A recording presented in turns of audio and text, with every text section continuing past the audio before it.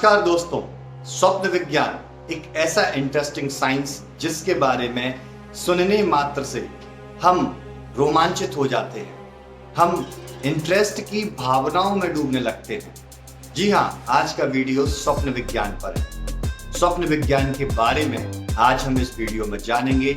स्वप्न कैसे हमारे स्वास्थ्य पर, हमारी इच्छाओं पर प्रभाव डालते हैं, इन सब के बारे में आज मैं चर्चा करने जा रहा हूं। तो वीडियो बहुत इंटरेस्टिंग है, लास्ट तक बनी रहिए।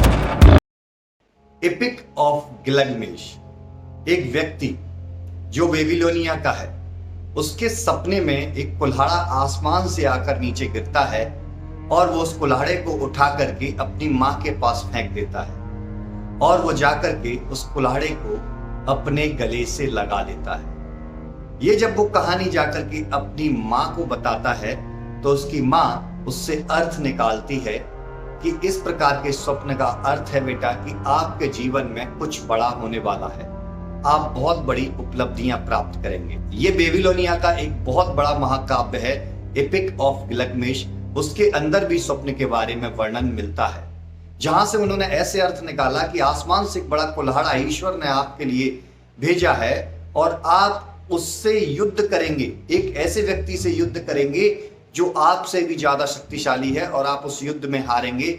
और बाद में वो कुल्हाड़े को जिस प्रकार गले लगाता है, उससे उन्होंने अर्थ लिया कि बाद में आप दोनों में मित्रता होगी और आप जीवन में आगे बढ़ेंगे।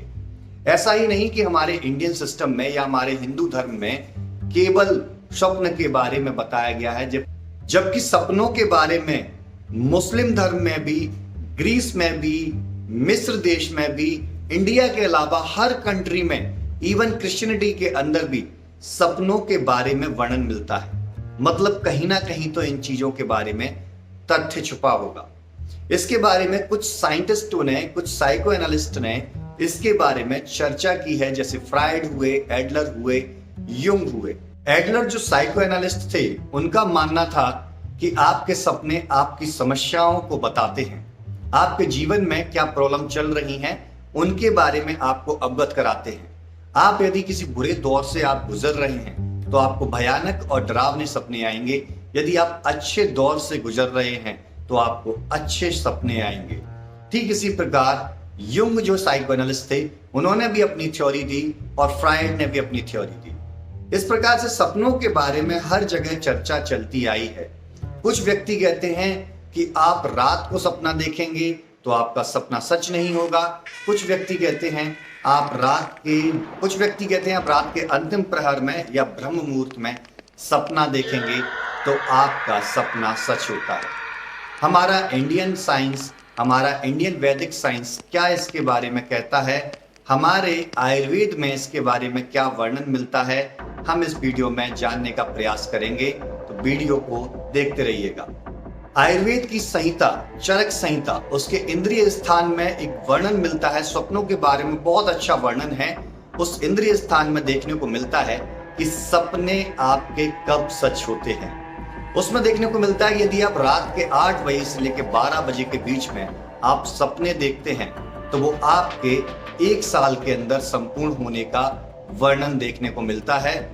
और आप रात को 3 बजे से लेकर के 6 बजे के बीच में यदि सपना देखते हैं तो उसको पूर्ण होने में आपको लगभग 3 साढ़े 3 महीने का समय लगता है। और उसके बाद जो स्वप्न आप देखते हैं उसको 1 से 1.5 महीने के अंदर पूरा होने का समय लगता है। बट स्वप्न ऐसे होने चाहिए जिनके बारे में आपके पास पूर्व स्मृतियां ना हो, पहले की कोई विचारधारा ना हो। क्योंकि सपनों के बारे में हम देखते हैं, कई साइंटिस्टों की स्टडी करने के बाद ये पता चलता है कि सपने आप जैसा सोचते हैं, आपके साथ जैसा वातावरण हो रहा होता है, उन्हीं स्मृतियों को आपका ब्रेन एनालिसिस करता है और वही एक पिक्चर के फॉर्म में रात में आपको दिखाता है। सपनों के बारे में बताया गया है कि कुछ साइको एनालिस्ट मानते हैं कि आपका ब्रेन 2 पार्ट में डिवाइड किया गया है, एक कॉन्शियस यानी चेतन मस्तिष्क और दूसरा सब कॉन्शियस यानी अवचेतक मस्तिष्क। आपके ब्रेन का जो सब कॉन्शियस पार्ट है वही स्वप्न को देखने में इन्वॉल्व होता है कुछ ऐसी इच्छाएं, कुछ ऐसा डर जो आपके अंदर ही अंदर दबा हुआ है, वो डर, वो इच्छाएं आपके सपने में एक पिक्चर के रूप में प्रकट होती हैं, कुछ संकेतों को लेकर प्रकट होती हैं। तो ऐसा नहीं है कि सपने निरर्थक हैं। यदि आपके सपनों में कुछ आपको प्रॉब्लम्स दिख रही हैं तो उन प्रॉब्लम्स को पहचानिए, अपने मेंटल पैटर्न को समझिए और उन प्रॉब्लम्स को सॉल्व करने के लिए जुट जाइए। आयुर्वेद में दोषों के अनुसार सपनों का वर्णन मिलता है। यदि आप वात दोष की व्याधि से पीड़ित हैं या आपकी वात प्रकृति बहुत ज्यादा बढ़ गई है तो आप आकाश में उड़ते हुए स्वप्न देखेंगे या हवा से रिलेटेड कोई स्वप्न आपको आएगा, आंधी तूफान, इस प्रकार के स्वप्न आपको देखने को मिल सकते हैं। यदि आप पित्त दोष की व्याधि से पीड़ित होने वाले हैं या पीड़ित हो गए हैं तो आपको आग या हीट या गर्मी से संबंधित सपने आपको देखने को मिलेंगे। और यदि आप कफ दोष की व्याधि से पीड़ित हैं तो आपको जल, आपको बर्फ, इस प्रकार के सपने देखने को मिलेंगे। हो सकता है कि आपको पानी में डूबने के सपने देखने को मिले। चरक के इंद्रिय स्थान में यहाँ तक देखने को मिलता है कि यदि आपको स्किन डिजीज हो रही है तो आपको किस प्रकार के स्वप्न आएंगे। यदि आप ट्यूबरकुलोसिस से पीड़ित हो रहे हैं तो आपको किस प्रकार के स्वप्न आएंगे।